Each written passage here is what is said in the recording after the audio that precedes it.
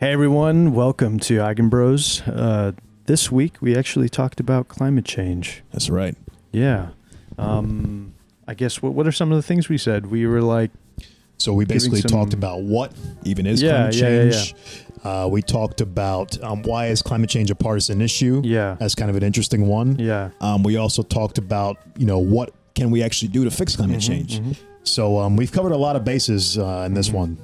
Yeah, it was actually a good episode, very informative. There was a lot of true facts thrown out there, I think. We're also going to try to, if you're listening only, we're going to try to put the some useful links at the bottom of the YouTube description. So check those out if you want to see sources. Yep. And guys, just make sure to subscribe to our channel. Leave us a like, leave us a comment, and then also follow us on Twitter. We're at Eigenbros, and we actually just put up a mailing list too. So you can check us out on our website. It's eigenbros.com, and we have the mailing list there. You can receive instant updates for our channel. And hopefully it's a good one, guys. We'll see you in a bit. 3, 2, 1. Thank you. And we're live. Yes, indeed. Once again.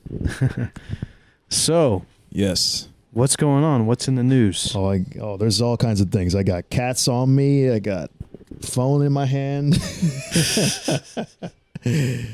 Yeah, man. So, there's a lot going on, huh? First off, what's been going on with you, man? Good? Not much, yeah. Just keeping up with politics, Keeping up with the politics. It's a hot thing right now.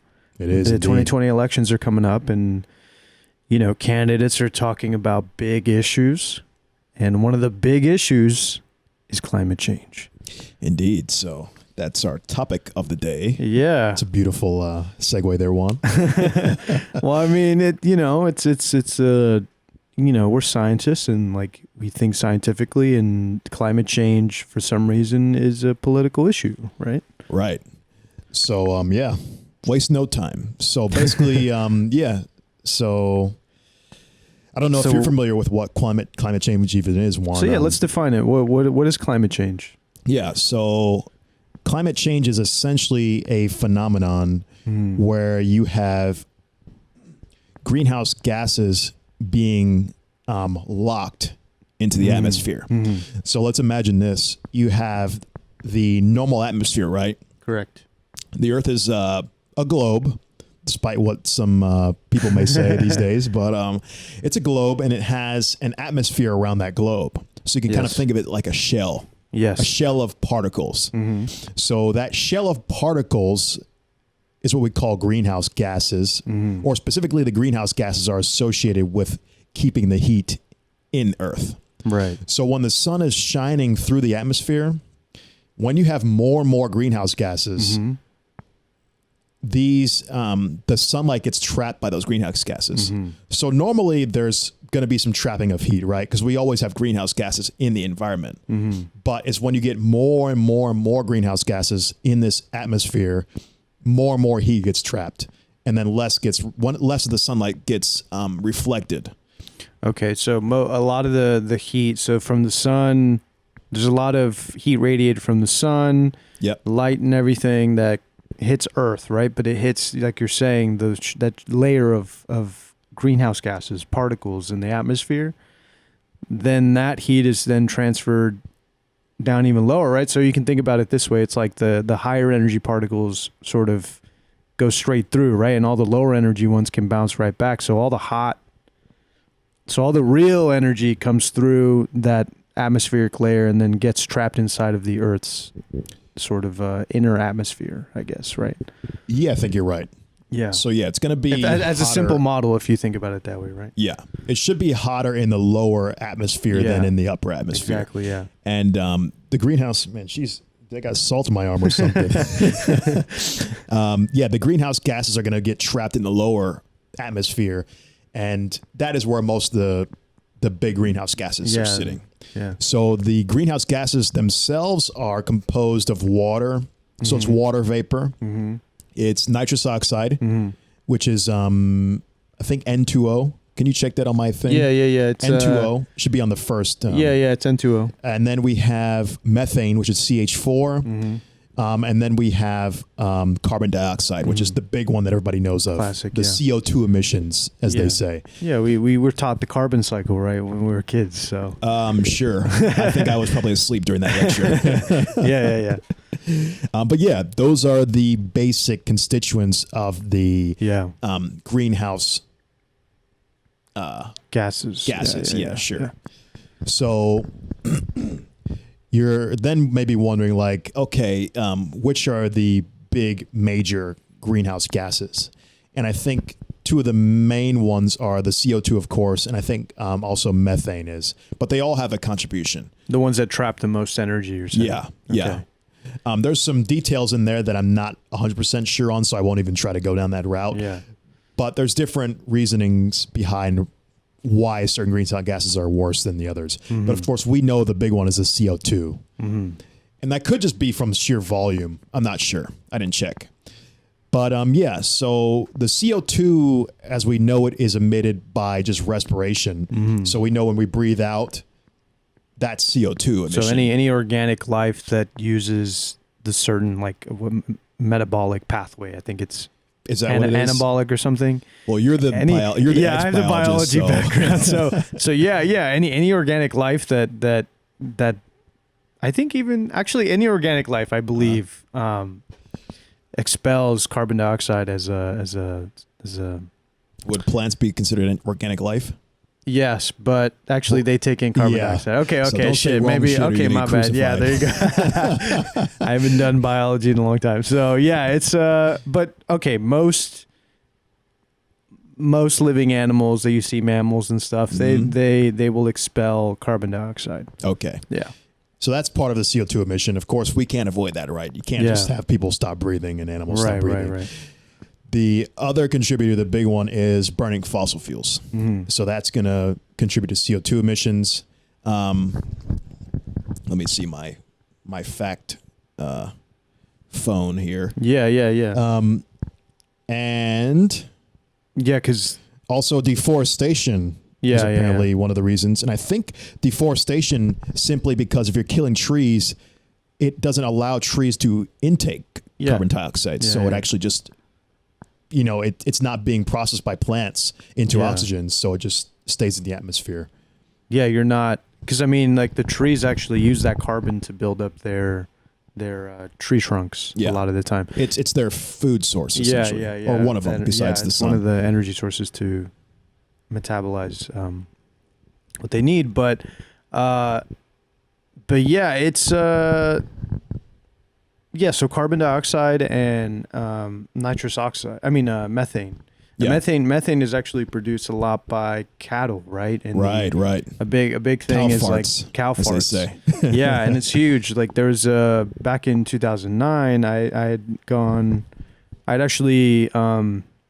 went to a climate change convention. Did you really? Yeah, when I was in high school. Oh, nice. And it was in DC, so it was cool. But when I was there, environmentalist over here. When I was there, I was reading all up on this, and I was becoming informed about what climate change was, because back in the day, the only real person that was talking about it was Al Gore. He was like the one guy that really came through with a message, and he was one of the first. Yeah, he was one of the people that popularized climate change. He also invented the internet. Right, yeah, he credits himself as inventing the internet. And but maybe this might have to do with why it's politicized, right? Yeah, because he's one of it the was first actually interesting when I was doing some research on this. Yeah. So I was always wondering, why is climate change a partisan issue? Yeah. Because you typically think it's pretty obvious that our contributions to the atmosphere, as in our gas and pollution, is going to have some effect, right? I think it's pretty common sense to kind of think that. And it doesn't seem like a partisan issue. No, because you look at history, right? You look at, like you were saying, we're organic life, and we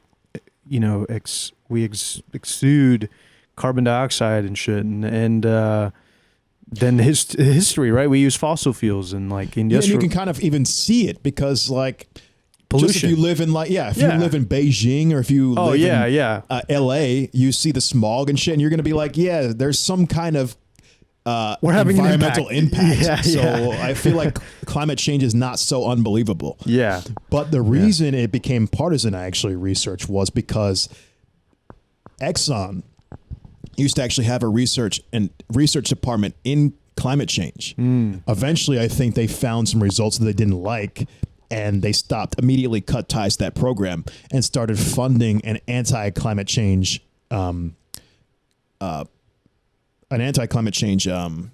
organization. I forget their name. Hold on. I think it's what were you saying? It's the Global Climate Coalition. Yeah. So in the 1990s, in the 1990s they formed this movement. And in my notes here, I actually wrote that in 1988, when George H.W. Bush was getting elected, he is himself quoting that our land, water, and soil support a remarkable range of human activities, but they can only take so much, and we must remember to treat them not as a given, but as a gift. So you can clearly see that he's talking about the environment in some way, right? Talking about and then he continues on. He says these issues no ideology, no political boundaries. It's not a liberal or conservative thinking we're talking about. So it shows you at some point in time, climate change was a bipartisan issue. Yeah. Like there was no disagreement on this. Yeah. And it's bipartisan in pretty much the rest of the world as well. It seems that the U.S. has, for some reason, decided it's a partisan issue. And that's because I think our industry is so tied to it. So basically you're saying the lobbying pipeline of private companies like Exxon. The lobbyists eventually got bought out by Exxon and these big oil people, and the oil guys started jumping on the bandwagon and funneling money to these lobbyists to push out these anti-climate campaigns. Eventually, conservatives have a tendency to be more industry friendly. There's nothing wrong with that, but you can tell that they bought into that agenda. So then they started pushing that agenda, and it became this bipartisan issue. And now we have people arguing whether climate change is even true or not. Right. Which is really silly and really a bad idea. Right. It's and it's holding and it's setting climate change, like us addressing climate change back, right? Because we're not doing anything about it. We're not setting policy. When I was doing further research, I actually found that I said, okay, there's got to be some people that disagree with climate change. Let's actually check with the actual scientific organizations. There's I forget the names. I know there's IPCC, but I don't think there's scientists. It has to do with the UN. But there are global independent researchers that have all collaborated to see if climate change was a real issue. So they've all independently looked at the data and then run simulations on it, data analysis on it. And they've all pretty much come to the conclusion that there's a 95% chance that human involvement is related directly to climate change. So a 95% chance in the scientific community. It's like scientists will never say that something is 100% definitive, right? Yeah. So they try to give a percentage, a number. Yeah. And if they're not certain, it doesn't sound like it might be a strong statement, so people can deny it, but they have a 95% certainty that humans involvement is directly causing climate change. So that to me is a pretty damn convincing piece of evidence. As a scientist, of course, I'll never say it's 100%. But the data, as I've looked at it as well myself, it seems to suggest this. Yeah. You can clearly see an upward trend. Yeah. And well, to be fair, at the same time, if we go back to 2009, there was a huge scandal because there was document leaks from the ICC around 2009. I forgot what the IPCC. Yeah, the IPCC. Yeah, they had some documents leaked, and there were some really questionably ethical issues with how they were showing some data. And of course, right-wing websites and stuff, they latched onto this and said, see, they're manipulating the data, so it's fake. So because they were massaging the data, which is something common that... Why were they massaging the data, though? Because they were trying to fit a line to it. And so they took like an average. Yeah, That's so they were fitting stuff. technique. Yeah. So scientists massage data, but to the uninitiated, this would seem as like you're manipulating the data. So a lot of these right-wing sites at the time, they were saying they're faking it. This is obvious, like that. So that was one big thing. I would imagine it's probably like the solar irradiance data. So when I was looking into this research, the solar irradiance data is kind of like spiky. It goes up and down and up and down. Right. And it's kind of not a clear image. Right. It's not a clear. And that has to do with the sun getting hotter. So the thing is, when I was researching, you can actually get climate change from the sun heating up naturally. So if the sun heats up by X amount of degrees, it can create a climate change like situation. Yeah. So the thing is, with the solar irradiance data, it can show you whether the sun has been heating up, and then it's kind of a naturally occurring phenomena. But the thing is, scientists take an average, like an 11-year average over each time span, and then draw their curve based on that to see a actual relationship. So of course, to the uninitiated who think that this is some kind of way of manipulating data. Yeah. I'm sure they probably thought that since there were ups and downs, they might not see a clear trend with the sun going up or down. So they say, in this one, the sun's going up, so it's the sun clearly heating up better, or they're doing this on purpose too, right? Right. Yeah, they're saying the sun is heating up, so therefore it is a natural phenomena. Yeah. Which is not so. You should be able to take an 11-year average in this case and fit the data like that because solar irradiance is still a very steady phenomenon, and you can trace it back to, I don't know how long we can trace it back, but we have ways of knowing how climate pretty good has been physics for a while. Yeah. Based on models that I'm sure some climatologists have developed. Right. But these things should not be fluctuating at these degree levels. Right. We are in unprecedented levels of temperatures that have never been seen in the history of human or in the history of the earth. Yeah. And then to be fair, it also can be an amalgamation of things, right? Sure. But the main argument is that our contribution to climate change is the main driver for this kind of rapid change in climate, right? Exactly. There's always going to be fluctuations in temperature. Yeah. We've had things like the Ice Age. Right. And the Earth has had volcanoes. Right. And there's people that have, to serve as devil's advocate here, there are people that make the argument, well, the climate has changed before without human involvement. Right. They just don't know to what degree.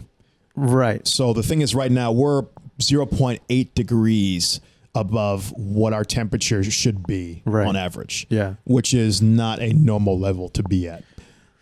Okay, so because I understand that it's not about it's about the climate changing, but it's about how rapidly we're affecting the climate, because the climate has no built-in buffer system cannot keep up with us dumping carbon and other greenhouse gases to reach a new equilibrium. You know what I mean? Expound a little bit more. So for instance, there's the famous, this was in one of my textbooks from a long time ago. Let's see if I can recall it from memory. Okay.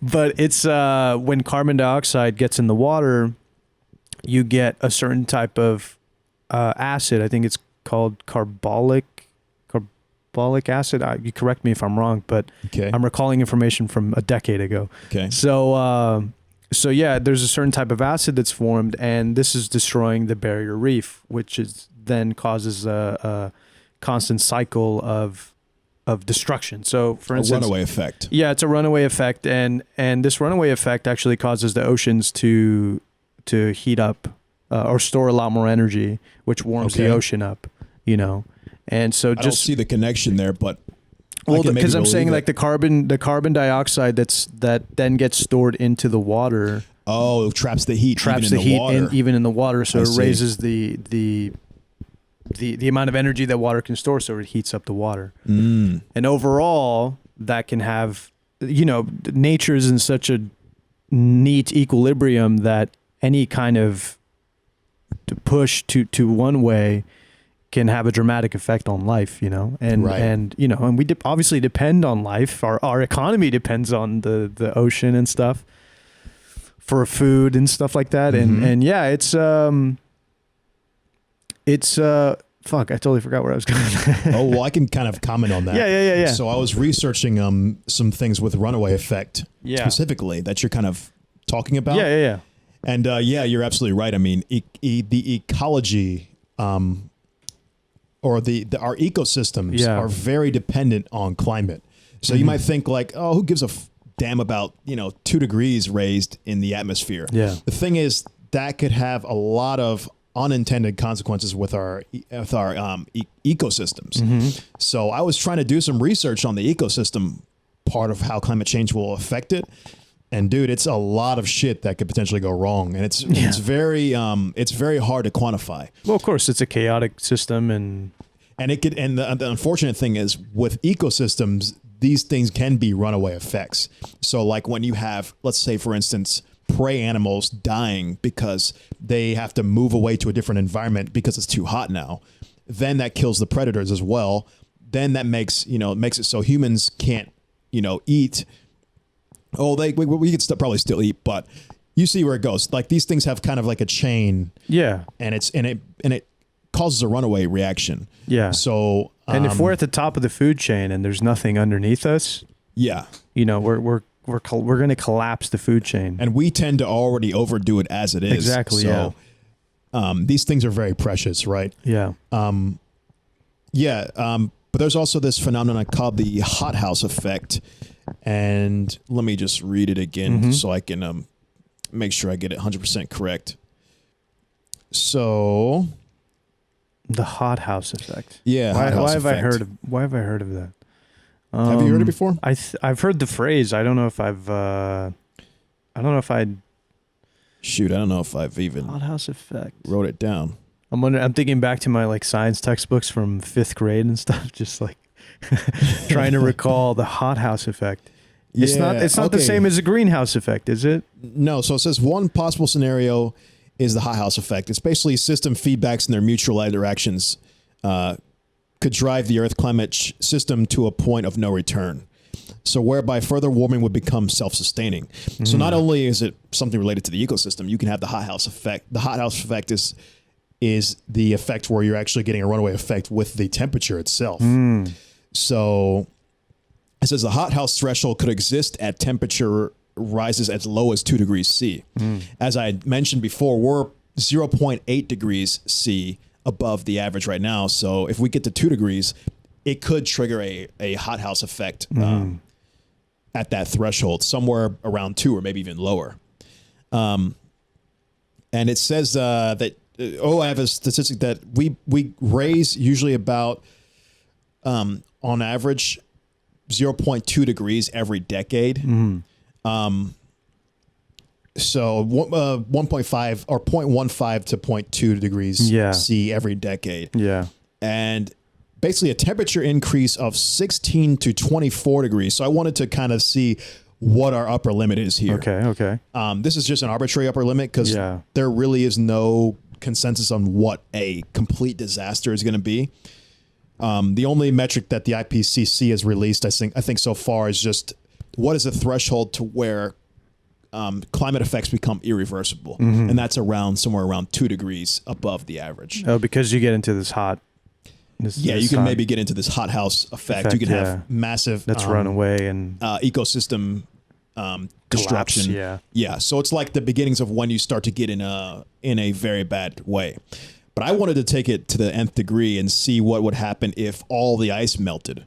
So a statistic I found that says if the temperature increases to 16 to 24 degrees above the average Celsius, all ice on the planet would be melted. So that would be somewhere around 800 to 1,200 years. So we'll be dead by that point. But if you think about it, that's only eight lifetimes or so. Which is not that much. Yeah. No. So with thaw methane hydrates, all ice melting would raise the sea level by about 230 feet. and the ocean would pretty much cover all coastal cities. So that means the entirety of Florida would be submerged, all of Louisiana pretty much. New York is gone.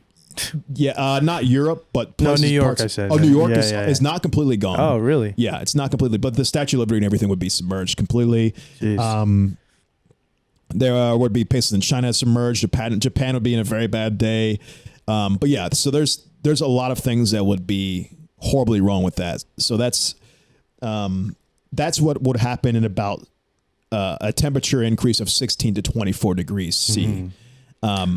And so, these are the kind of reactions that can be irreversible if you pass that threshold. Yeah. So the hothouse effect, I don't think is known to be for sure, but we definitely know of these feedback reactions in nature, and we know of things like this that happen in physics. And if they could somehow model this system to see if it would occur, then it's definitely a possibility. And to your point, we actually have there's a YouTube video by Science Insider, how Earth would look if all the ice melted. Yeah. So let's play that. Let's play that for the so for we the can listeners. actually see what it's like. I think to preface this though, first one, this video is an example of what it would look like with 216 feet of water. So I think they said all the ice melted, but their number was 216. When I did the calculation, I think it was 230. Or that's maybe the updated version. Okay. But yeah, this is just basically a look. And actually, this is to scare you even more. This is the optimistic look. Okay, here you go, listeners. If there's any, for the listeners, if there's any information that's not being relayed through the video, I'll pause and Did you tell them you know. where they can see the video? Yeah, Science Insider. You go ahead and just search how Earth would look if all the ice melted. Right. Or go to our video on YouTube. Just actually, go to our YouTube video too. So because we don't care about copyright or anything yet. We're too small to give a shit. Yeah. Okay, here we go. Oh, maybe it's Business Insider. We'll get it right. Oh, it's Science Insider, Business Insider. Weird. Okay.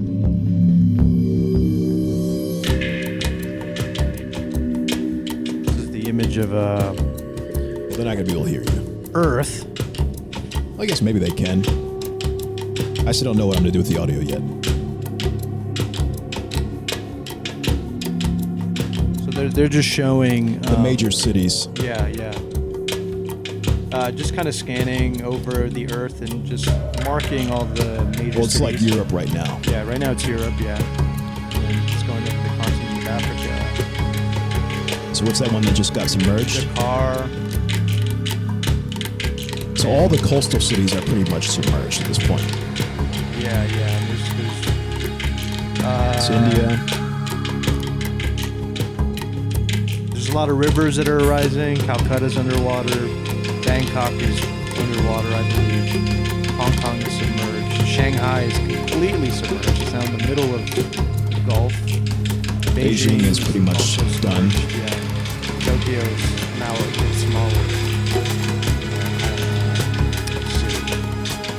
South America. Oh, South America is, wow. That was a lot. So yeah, it's not looking good. It's not looking good for a lot of people across the earth living in coastal cities. So most of the Baja California is submerged. San Francisco. San Diego looks like it's Portland, Oregon. Yeah, Portland, Seattle. Those are all going to be struggling. South Florida is completely gone. Actually, some of North Florida, all of Florida is actually gone. Louisiana is actually now even more submerged. Yeah, and there's now a giant river almost cutting into the U.S. Oh, I didn't even notice that. Yeah, so it's almost dividing the east and west coast. So pretty devastating, I would say, especially since a lot of humans, or most humans, habitate coastal regions, right? Right. Yeah. So unfortunately, I think that outcome is very plausible if we do nothing. Yeah. So all of these metrics were taken the math that I did as well was very conservative. So I took metrics based on the pattern that it's going right now, and it's a linear path. But a lot of these times with things like this are exponential pathways, which are faster than linear growth.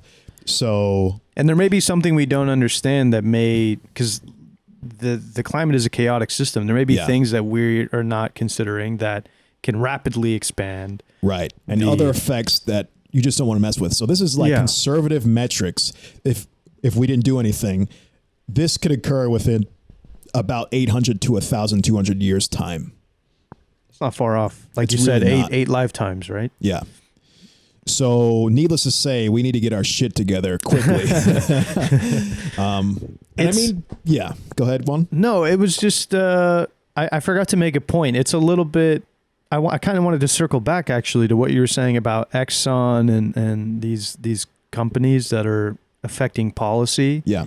Some people find it incredible that the U.S. actually subsidizes oil to this day. So some solutions that some people have put on the table are economists mainly are saying, maybe we should enact a carbon tax. Maybe we should actually know the true cost of carbon because the U.S. heavily subsidizes oil to the tune of, I would say, let me pull it up here.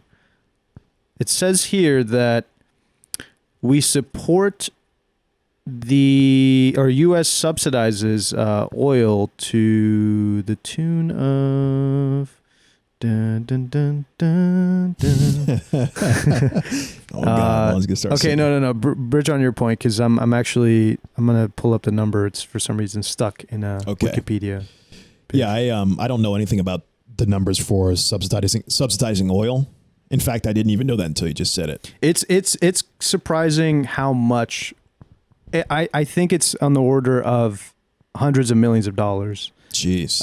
But it's also because we need low gas prices. Yeah, because our economy runs on oil, right? Our military runs on oil. That's one of the biggest reasons why the U.S. subsidizes the price of oil. Right. If we knew the true cost of oil, I'm pretty sure people would not like that. That's one thing that Elon Musk actually argues a lot. He says if we put solar and oil and wind on a clean slate, no subsidies. Yeah. The renewable resources win out. Yeah. For a cost effectiveness. True, it is. Yeah. It's so true, man. Actually, that leads to a good little thing. I've got a ranking here. It actually might be in the notes too of the industries. Maybe we should pull that up. Yeah, sure. It's of the industries. Is it a video? No, just look up climate. Look up on the notes that I have. Yeah, sure. It's in climate pie charts. And there should be a pie chart of the by percentage the industries that, or what is the most largest contributors to our CO2 emissions. Do you see it? Let me see. Should be towards the bottom of the notes. Here we go. Climate pie charts, all the way to the bottom. It's in parentheses. Climate pie charts. Here we go. We got the. This is from the EPA actually. Yes, directly this is from the Environmental Protection Agency. It's legitimate data. It's probably a few years old, but it's if anything, it's going to get worse over time. Probably. Well, maybe not. So yeah, just a breakdown. Actually, 65%. This is you're according the wrong one, I think. Oh, really? Yeah. This is the global greenhouse gas emissions by gas, IPCC. Global emissions by economic sector. That was the one, or is it? And then there's emissions by country. Okay, so maybe that's not. Maybe don't have it on there. So but this is an interesting breakdown actually because the emissions by country, China is 30%, the U.S. is 15%, and the European Union is about 10%, India 7%, and the total of the other countries, the other developing countries, I would imagine 30%. So China's a major contributor to greenhouse gases, but it's also because they were undergoing their industrial era, so to say. Right, and it's an issue for them because they're trying to they see, because their policy was just to increase the economy dramatically, regardless of no regulations, nothing, because they wanted to increase the productivity as much as they could. 100%. Yeah. They were even letting people die by the millions. Yeah. Under Mao. Yeah. Because of this. Yeah. So now, yeah, there's people having negative consequences to their health. There's worries about, overpopulation. And by that, I mean, like, just not having enough natural resources to feed all those people. And of course, pollution, right? That's like one of the biggest things. Like, they're now trying to fund and subsidize, how do you say, companies like Tesla to bring their electric vehicles into China at a cheaper price. Yeah. Okay. But it's because they're interested in reducing their greenhouse emissions because they see the negative effects. And I mean, they're the biggest polluter right now, right? They're 30%. I wish I had the chart country. Is on the same EPA site, but I think it's the wrong page because I wanted to see it by industry. There's a chart on there that has an industry breakdown. Yeah. It says electricity and heat production, 25%.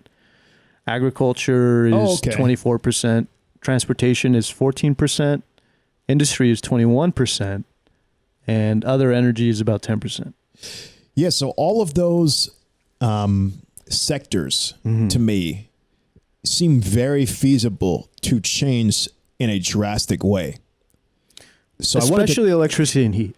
I wanted to kind of ask you, what do you think? So a lot of times people talk about climate change, right? And they would say all the problems that we have. Yeah. I want to make this podcast where we actually start to give solutions to this. What do you think we can do to actually turn this around? We can't be afraid of things like nuclear energy, like clean energy like that, because it's cheaper energy. And it requires, and I mean, if you want to look at it as like boosting the economy, so to say, you would require new training to be able to service these kinds of things. So yeah, new skills would be required in the economy, and moving away from coal and even things like oil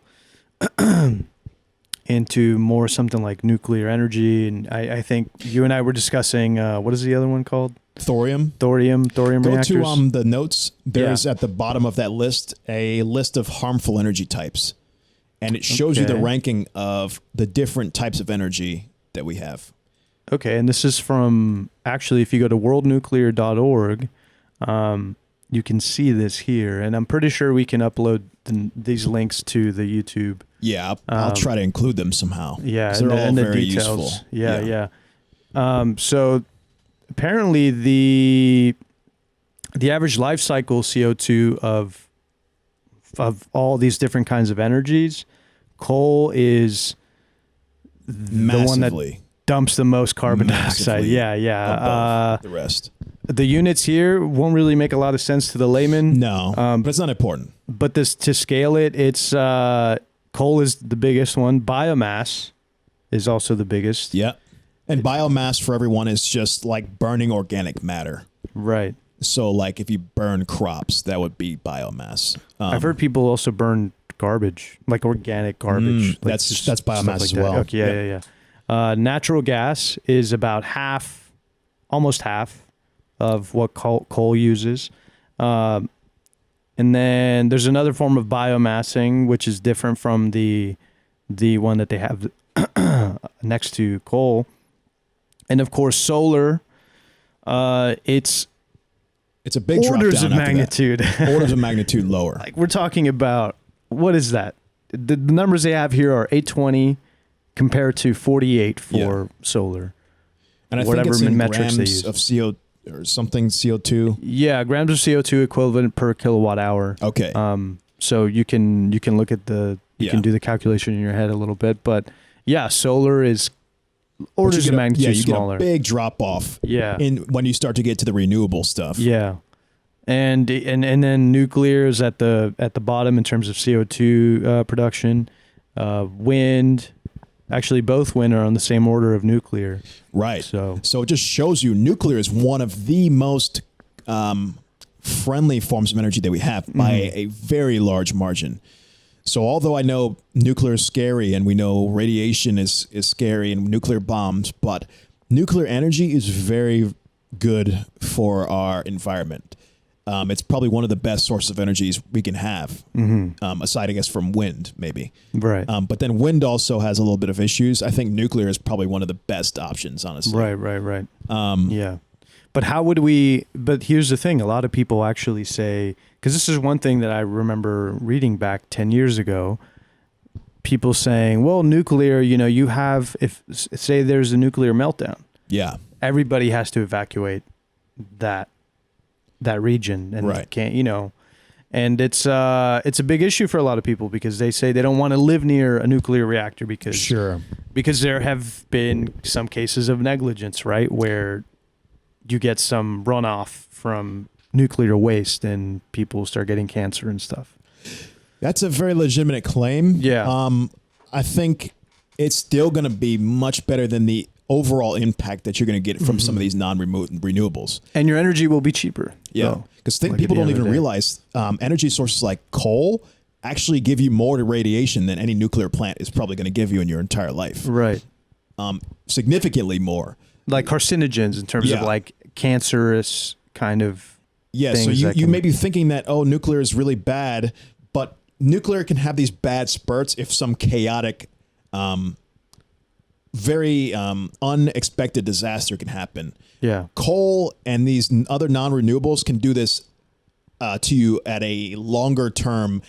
It's just the way they operate at a steady rate. Yeah. So to me, I don't know which one you'd say is worse. I would say to me the one that can be more controlled and only happen once in a blue moon is a better option. Of course, we never want anything to happen. Exactly. Right? So that is one of the downsides of nuclear. Yes, it could be detrimental to the environment, but we have gotten much better at containing nuclear as well. Like compared to Chernobyl days, that was when it was that was a major disaster that should have never happened. But it was also I remember hearing about it being kind of political too. There was think there is. I really wish I would have watched that Chernobyl series before I did this. But but it was a scandal, right? There was a scandal about it, and there were certain There's a lot of failings at many levels. Exactly. I saw one of the last scenes with my roommate, and it showed you how negligent they were, and a lot of that could have been avoided. So there was a lot of incompetency that led up to a lot of incompetency. Meltdown. Yeah, Fukushima may be a different version, and that was the most recent. Updated. Yeah, that's the most recent publicized one. Right. So that but it's because of a natural disaster, right? But those happen, right? Right. We have earthquakes, we have tsunamis, we have things like that. But it was also an issue of not engineers saying that there was no clear oversight about how, because some of them had issues with their nuclear reactor being so close to, being below sea level, I think. Oh, okay. And then in case of a catastrophic event, because these are things you think about before you build something like this.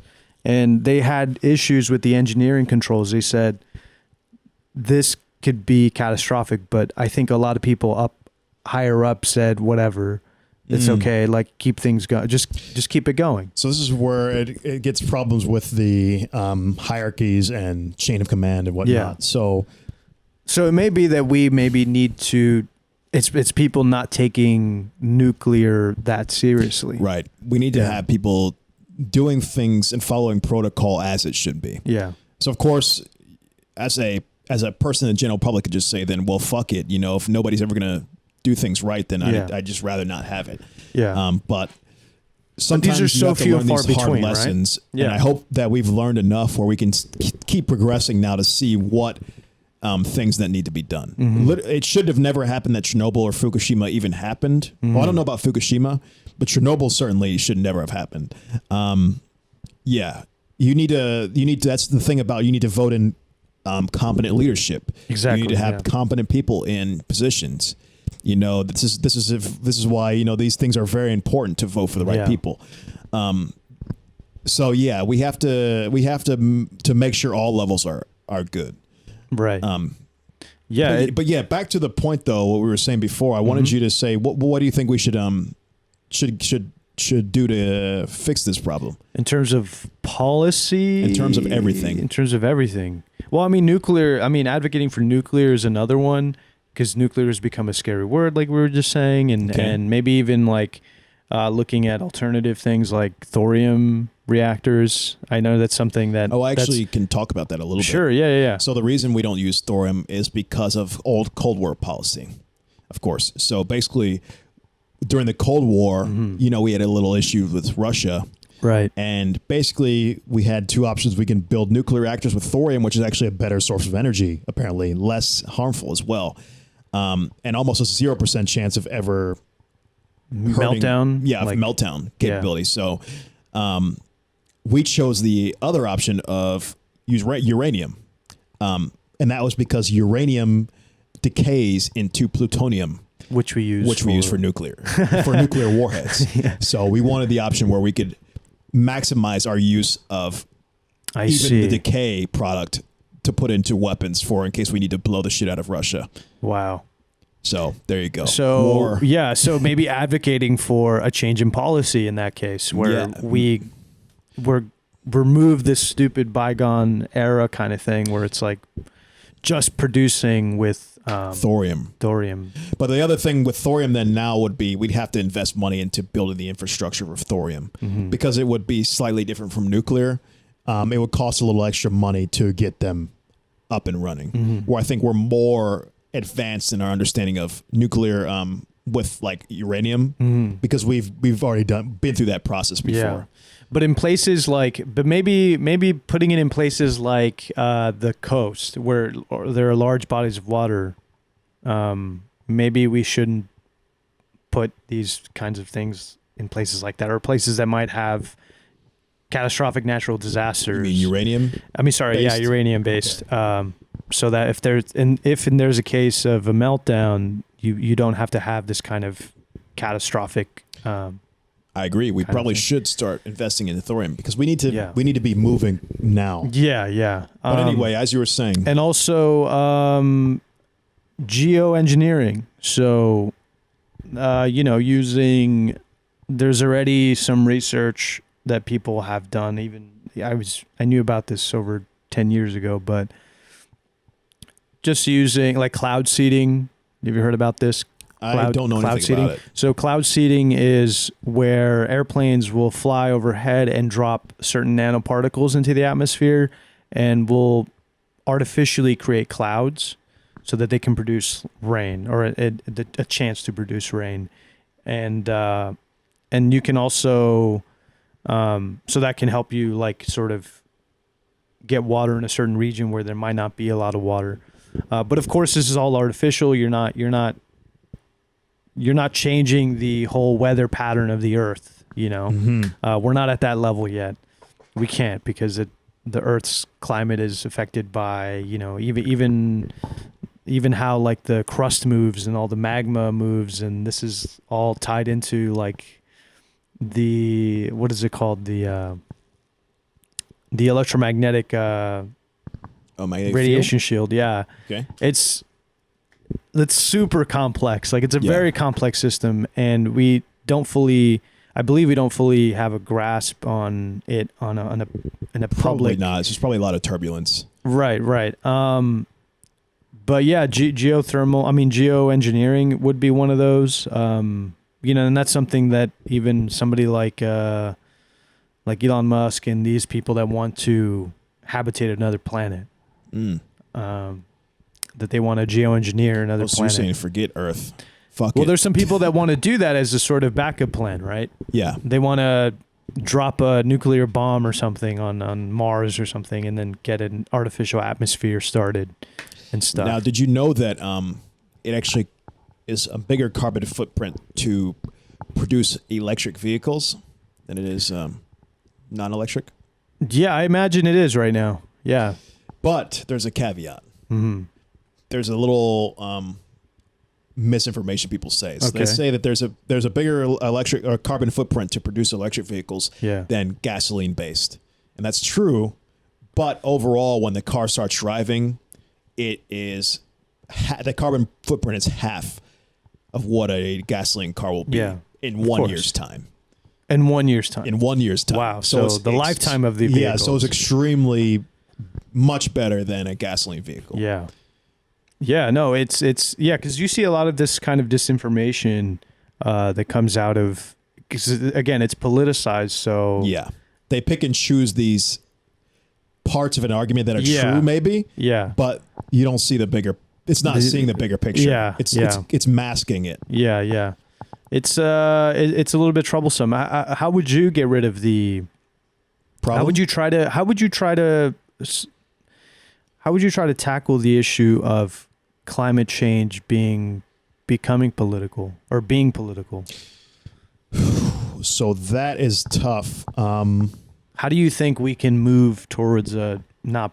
I would like to start, if it's for the political part, I would like to see somehow conservatives with some moral integrity come out and then actually say, like, this is a real thing. Mm-hmm. I actually looked up a few conservatives who were environmentalists. They even have like an environmental group, and there are a few out there, but they need to be louder than some of the dissenting voices. Mm-hmm. Like even our president is a climate change denier. Mm-hmm. So when you have that level of people denying climate change, that's a very big problem, right? Mm-hmm. So we need to have more conservatives actually speaking out and saying that they are for climate change. Of course, a lot of them don't, because they just go along with the party and they're pretty much bought to the point where they want it to be a politicized issue because they are in bed with the oil companies. So you need to have more conservatives that are separate from that, have integrity, and they want to actually speak out against the politicization of this issue. Yeah. That's a good point. Because I think Democrats could say it till they're blue in the face, but now that it's been politicized, you need to have people within the party speak out and say that it's not a political issue. So how would you reach across? It's hard because it's hard reaching across the aisle and saying this issue affects all of us. Well, I think and then convincing people. I think that the fact that there's already conservative groups, environmentalist groups that exist, you could do it through them. Since they are conservatives, they are already starting a movement with it. So all you have to do is just help them to grow it. So you can even partner with them. Let's say if you're a Democrat, you can partner with those agencies and help them spread the word as well. And then, join parties and say, we're all in this together. This is not a partisan issue. So if you can get traction that way, and actually if you have bigger Democrats that actually support those guys, let's say if you have like a Barack Obama or Joe Biden or someone to actually say, we're a fan of this conservative environmental agency, and they actually put them on a political platform, then that gives them more traction. Right. No, yeah, that's a good point. Yeah. I like that. That's yeah, I think that would be good. You have another solution? Politics. No, I mean, I'm just thinking about other kinds of policy decisions we can make. I mean, we already kind of discussed how maybe politicians should also talk about leveling the playing field. If Republicans want to talk about cutting taxes, maybe cutting taxes to oil companies, right? Because we're subsidizing the cost of oil, like I was saying. And if you, and those are tax subsidies we're talking about that we're paying to oil companies, and even giving tax credits to oil companies. We're probably giving a lot more tax credits to oil companies than subsidizing. This is why it's hard, because since it is a partisan issue, it's like you have red versus blue again. Yeah. On an issue that is an existential crisis. Yeah. So it's really a bad situation to be in. So it's pretty much you're relying on Democrats to have to do everything to stop this. So not only are you trying to counter climate change, you're trying to counter the people trying to counter climate change. Exactly. Yeah. Or counter climate change. Right. Yeah. So it's like you have a mess of a situation here. Yeah, but maybe you can appeal to certain aspects of their like certain sensibilities that they have. Like I was saying, cutting taxes. If they say, hey, let's cut taxes for oil companies, let's not line their pockets with. But then cutting tax for oil companies will just jack up oil prices or gasoline prices for us. Yeah, but So I mean, then you they'll can say, do "Boo," it. Yeah, but here's the thing: you can do it in such. I imagine you can do it in such a way where, at a slow enough rate to say, "Hey, we're going to decline. Let's think about declining these tax subsidies for this kind of stuff." I'm not convinced. But Because if then it starts hurting working class people, they're just going to be like, "Fuck your policy." Now I have to pay $6 in gas. Here's the thing: no. this is why it's a difficult thing. This is why it's something that's hard to do. But maybe we can be smart about how we do these things, right? So we can So we can say, hey, let's reduce the amount, or the tax subsidies for oil. Let's kind of put these towards like solar production or tax credits for solar, or some kind of something like that, right? I think maybe giving incentives to businesses that are trying to do fuel efficiency might be transfer a better way. Because then if resources. you have them able to compete and they get at an advantage of competition, actually, Let's say like companies like Tesla. then if their electric vehicles are more enticing to people just say, okay, screw the gasoline. Like, I could just get a electric vehicle and maybe I could get a tax incentive for getting an environmentally friendly vehicle, and then also save more money in the long run and help the environment. So if it's a win in every single category, then it's almost like, why wouldn't I buy an electric vehicle? Right. Then the gas and oil people will just be like, well, shit, we need to do something now because people are just buying all these electric vehicles and they don't want even gasoline anymore. Yeah. So you don't really have to even, I mean, I wouldn't think you would have to give a tax or cut the tax subsidy for oil companies because they're just going to jack the price up for people. Yeah. If you can just make it so that their product now looks inferior, then it'll take care of itself. Yeah. Yeah, that's a good point. That was kind of the argument that people were making back in when Obama came into office. Oh, okay. And he provided a lot of subsidies for like solar companies and stuff like that, and the tax credit for buying an electric vehicle. Yeah. That was present.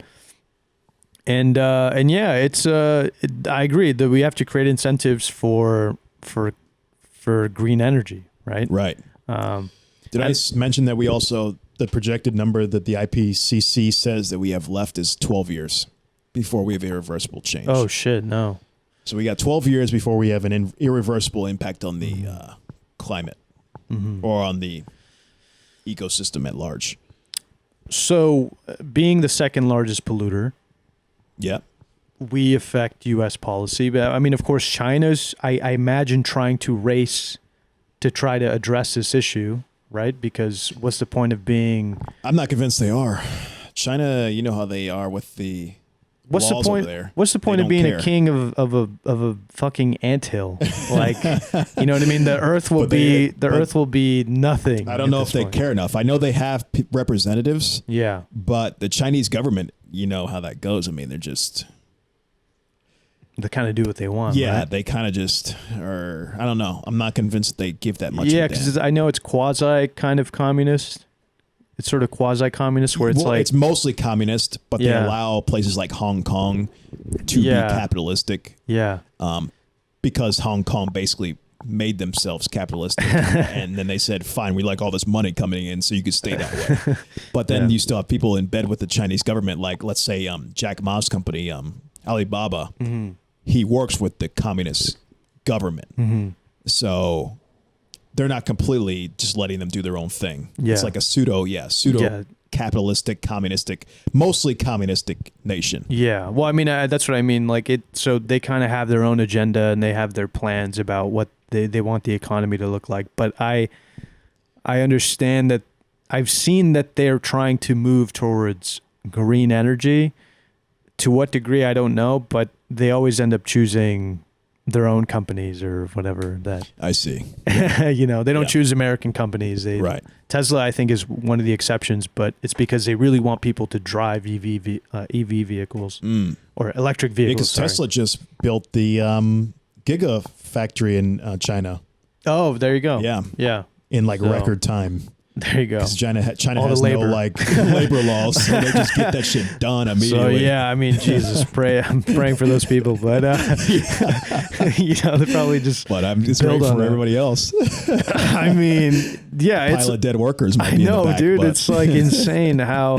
But this is how desperate I think they realize desperate of a situation they're in. Yeah. They're starting to realize that since they're being them being the world's largest polluter, they kind of have to carry a brunt of the carbon, sort of cutting back on their carbon. I think you're right, but also we can't rely on them. No, we can. Yeah, we can. As you know, we have to take care of. We have to do as much as we can. Yeah, it's a to global limit that. effort for sure. Yes. Which is why we have the IPCC. It's Right, it's right. the Climate Coalition. Yeah. So all these nations are involved. Yeah. And we also have to kind of find a fine balance, because I think there was a call for back in the day, there was a call for a global carbon tax, and setting a carbon tax so that we could sort of all, but the thing is, for me, like, what would a carbon tax accomplish actually? Like, would it Like be what would carbon, like how much carbon an industry is putting into the air? You get taxed for that? Is that what you mean? Yeah, I think that is useful though. it I might think it might be useful because the thing is, you have to give them a punishment for polluting. producing so much waste. Yeah. Right. You have to have some way of forcing a business to change their shit, because otherwise they're just going to keep doing what they do. Yeah. So the other thing is, I always am a little bit afraid to put punishments on business, because then Well, for one, you businesses heard, will just try to skirt around it somehow by, like, let's say, dividing their business into multiple businesses, and then they avoid the Yeah. carbon tax by saying, "Oh, this is a different This is business a than small this one." business. So we Yeah. still meet the requirements of something. They Yeah, always yeah. can find loopholes and shit, right? Yeah. So usually my go-to now with business is to find some kind of incentive Yeah. that will somehow put them out of competition Yeah. naturally. Yeah. Like, punishing a business usually doesn't work, because That's- they always get around it. But that's why I was kind of afraid of that's why I was saying, what would a carbon tax actually accomplish? Yeah, I'm not sure. It would maybe work for some. I'm not sure if it's the best route, though. No, because I mean, the argument for me was that, well, it would kill the only ones who could really afford the carbon tax would be like big businesses, Right. and then the the small, lower businesses would probably not produce that much more Yeah. carbon. So, and But then, then if that means- they set up their infrastructure immediately at the gate as Yeah. a green energy source, then they could make it. But I'm just worried about exploitation, because then if you put a punishment on a business, a carbon tax, nothing will change. It'll just be the arrangement of their business will change. Right. You see? So Right, then it's right, right. it's just moving the problem around now. Exactly. See, that's what I was worried about, because So this you need was to hurt them somehow without hurting them directly, like indirectly. because this was one of the main things that Al Gore, I believe, was touting as a solution. But to me, it was not. To me, even at the time, in my sort of 19-year-old brain, I was Yeah. like, I'm not sure that this fixes the issue. Right. This just seems like a tax to punish the polluters, which I mean, you do want that, but like I was saying, you the biggest businesses will probably be able to afford it.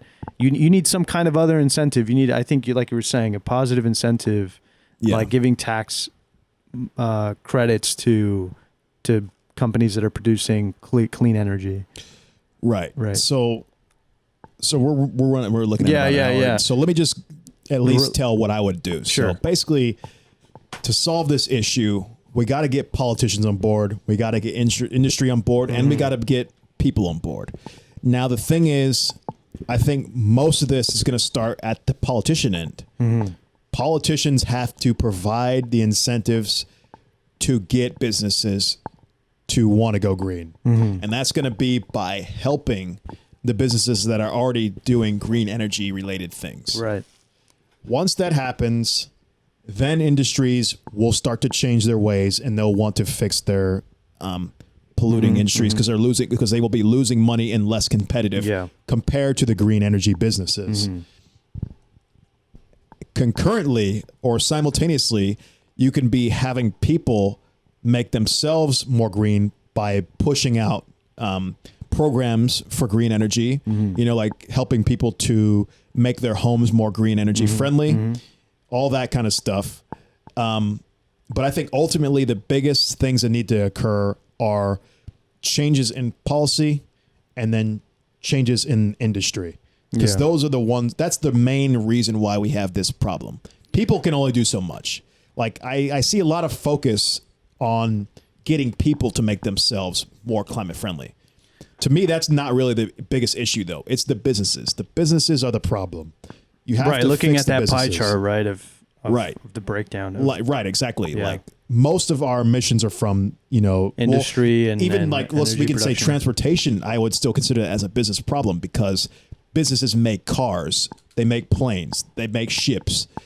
Economic activity is probably the biggest reason why we use infrastructure, right? Right. Yeah. So all of these things are going to come from the businesses. Yeah. And I think if you fix business, then you fix the problem.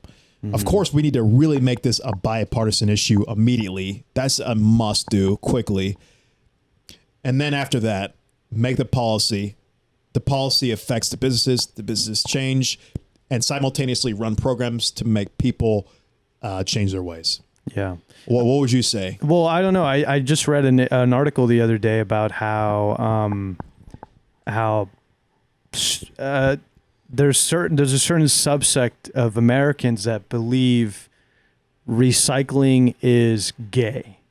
Like they really think like it affects how they. I think that's trolling. They got No. This was an actual study done about how like sort of culturally how people see recycling and stuff like that. Like somebody driving a Prius. Somebody exactly. Somebody Yeah. driving a Prius and they think, oh, that guy, I don't want to drive a Prius. Just because it's environmentally friendly. Right. Or even like somebody who uses the whole thing with a plastic straw versus a metal straw. Sure. That's an environmental issue, right? You don't want to produce more plastic and stuff like that. And so that looks more girly if you have if you care swirly about straw with colors on it. or if you have a personal straw, like that looks feminine for some reason, right? Or if you have you just have your own personal grocery bag. That might look girly or feminine to men, and men will actually do the opposite of being sort of environmentally conscious because it looks feminine. So this is a problem that I think we also have to address as within like masculinity, within male culture, like our culture, and defining what's appropriate. I think it's a perfectly masculine thing to care about the world you live in, right? Like, would you say that? I don't think it's a masculine thing. I just think it's a stupid or an intelligent thing. If you want to have a longevity to your life, then you care about the environment. Yeah. If you don't, then you just are selfish or you're dumb. No, I'm saying, it's a perfectly human thing. It's a perfectly human thing. But for those teenagers listening, if you are it's maybe it's not even a gender thing. Don't even look at it that way. I think it's just a matter of ignorance, stupidity, or selfishness. Yeah. But then again, these things can be taught to be masculine traits, right? Not caring. Not caring is a masculine trait. But I think that's probably a very small issue. I think if you resolved a lot of these bigger problems, that would not even be a thing of concern. So the people who want to be not gay for carrying a straw or whatever they want to do, then fine. No, because I will say it wouldn't even be a thing to care about if we fix all these other issues. I think you're saying from business to me, business is at the top of the pyramid in terms of like what impact they can have from the bottom to the bottom. I'm saying working from the bottom up as well is also effective, affecting how we look at our natural resources and stuff. Like I see a lot of, I know a lot of dudes, and I don't really have friends like this, but I've seen, for some reason, every time I'm driving and I see somebody throw something out of their vehicle, really, it's usually a guy. It's very rare for me to see. I've seen it so many times. I've seen it. Cigarettes are common, but I'm saying like trash, just like trash out of your car. Like, and even somebody like on the side of the road, they'll just like be drinking something, just throw it. Damn, I've not seen that in a long time. I mean, it's just something. I've seen it twice, maybe in the past month. But I don't know. Maybe I'm just paying attention to people too much, but yeah, it's something that I think we also need to be aware of, and how the culture kind of receives the message of environmentalism. Caring about the environment is a good thing, I think. Yeah. But that's something that we need to kind of prop up and not see it as something that maybe is a gendered thing, a feminine thing to do. And so yeah, and like you were saying, businesses have. They're probably one of the bigger, they're the ones engaging in commerce. They're the ones, using vehicles, using transportation, using a lot of energy to generate, CO2 basically. And, right. Like I understand that there's a lot of commercials and there's a lot of target towards consumers for cleaning things up environmentally. And it makes sense if you're running commercials or if you're running some kind of ad or something. You're targeting consumers, right? So you're going to push this message of environmental friendliness to consumers. I like that. But I also think we need to have some commercials that show the business side, because people aren't even really aware, I don't think, a lot of times, that how much of a contributor businesses are to this problem. They're the major contributor. Yeah. So there needs to be at least an awareness and perhaps a pushing of people joining organizations to get businesses and get politicians to sign legislation against, or maybe not against these businesses, but for creating positive incentives. Yeah, for creating positive incentives for these environmentally friendly organizations. Right. So there needs to be a combination of the two. Yeah, I agree. But yeah, I think we're pretty much wrapping it up here. I know, Any final thoughts, man? Well, just if anybody has any extra any ideas about how they would try to solve this issue, and it's not just one thing. It's a lot of things that can kind of come together to solve this problem, and getting as many good ideas out there, I think. Yeah, very layered issue. I think are necessary. Yeah. So you have to attack it from all angles. Absolutely. So yeah, I guess that's good? it. Yeah. All right, guys, just stick around for the outro, actually. Yo, what's up, guys? Thank you for making it out this far. I hope we love you. Yeah, we hope you enjoyed the episode. I hope you stuck around for Maisie.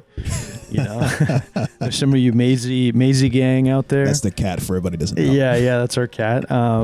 So yeah, hope you enjoyed the show. Give us a like, comment, and of course subscribe. Indeed, check us out at Eigenbros on Twitter. And yeah, guys, and also make sure you subscribe to our mailing list. So that's at eigenbros.com. Just go to the mailing list section and give us your email, and we'll keep you updated. See you later, guys. Peace.